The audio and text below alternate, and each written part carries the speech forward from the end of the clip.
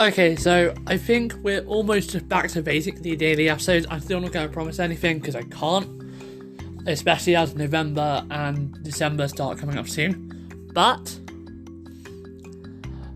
Xbox have just purchased Bethesda. The actual purchase includes the actual parent company, ZeniMax Media. So they are the parent company of Bethesda Softworks, the company that makes Fallout, Wolfenstein, Elder Scrolls, etc., etc.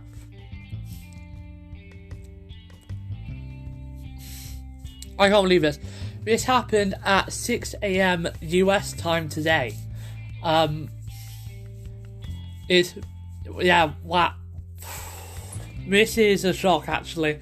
The news is kind of over spreading to everyone. I will definitely be writing up an article about this because this is massive. But this purchase includes Bethesda Softworks, Bethesda Game Studios, ID Software, ZeniMax Online Studios, Arcane, Machine Games, Tango Gameworks, AlphaDog, and Roundhouse Studios. So Microsoft now owns, I think there are now something like, if I go back onto the Verge's article, just on the Xbox Wire article written by Phil Spencer himself.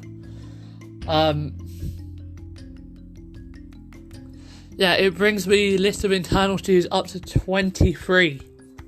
23 studios. Now, Bethesda is retaining its existing leadership, so that is definitely a good thing. And Bethesda have also released a statement saying that they are, quote, still working on the games we were yesterday, made by the same studios we've worked with for years, and those games will be published by us, unquote. So, it definitely seems as though things are mainly staying the same. However, I would not be surprised to see some more Bethesda exclusives, and some more exclusive coming to Xbox consoles. I literally found out about this maybe less than an hour ago. It would have to be less than an hour ago because I didn't get home until about 4 o'clock. So under an hour ago, this news came to light for me.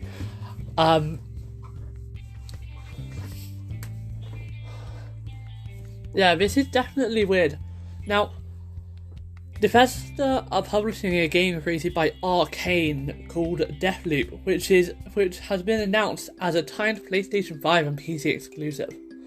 So this is actually really weird because we don't know how that will affect that relationship. Personally, I'm assuming that means that will retain the same, and that was a signed contract. And when contracts are signed, those things tend to not be breakable. So it's going to be interesting to see Microsoft owning a company which has a temporarily timed exclusive for a game on a PlayStation console.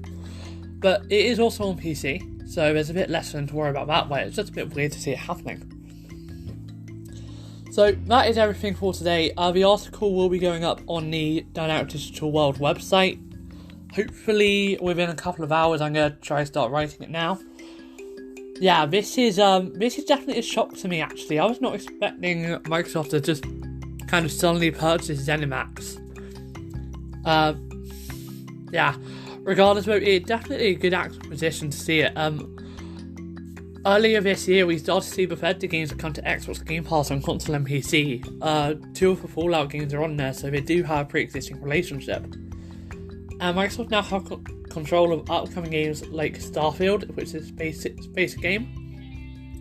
And all future Bethesda games will launch on Game Pass the day they come to Xbox or PC. So again, just to reiterate, we have another deal relating to Game Pass. Any Bethesda games come to Xbox or PC, and that includes all Bethesda sub-studios. This is incredible, and I am definitely glad to see this happening. I'm not a huge fan. I haven't given the Fallout games a go, but Doom looks like a good game. I've also wanted to try that. So definitely incredible to see this sort of thing happening, and it's definitely a shock. I'll update you with news as we learn more, but for now this is all we know. And as for what happens on the PlayStation side, I'm assuming Microsoft will keep things relatively the same, like they did with Minecraft. Thanks for listening. My name is Luke, and this is Down Out Digital World.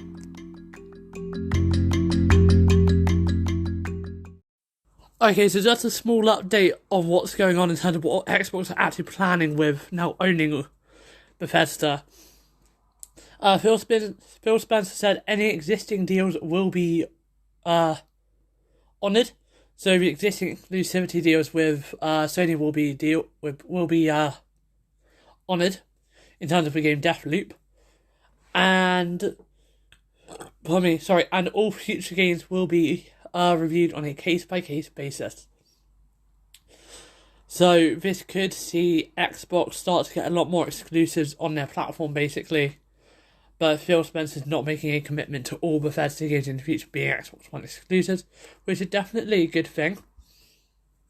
However, what I do believe I could see Xbox doing, and this is my opinion from here on, is possibly making them timed exclusives at the least. Elder Scrolls 6, we're not sure, that's very up in the air as it's a long way away. That could be a full Xbox Studios exclusive. Full Xbox One exclusive, unless somehow Microsoft sell Bethesda, which I can't see them doing, but these massive titles, Sony is now kind of relying on Microsoft to have the goodwill of not just pulling the rug out from underneath of them. And if I'm Sony, I'm pet. If I'm a PlayStation fan, and I've already pre-ordered my PlayStation 5, I'm kind of scared of what's going to happen with Bethesda games over the next few years. And if I'm Sony, I'm absolutely petrified because I could be losing a huge number of games that people love to play. It really is a scary time if you're a PlayStation fan, or if you're Sony, and you're an executive trying to figure out what the effect of this could be, because it could be massive.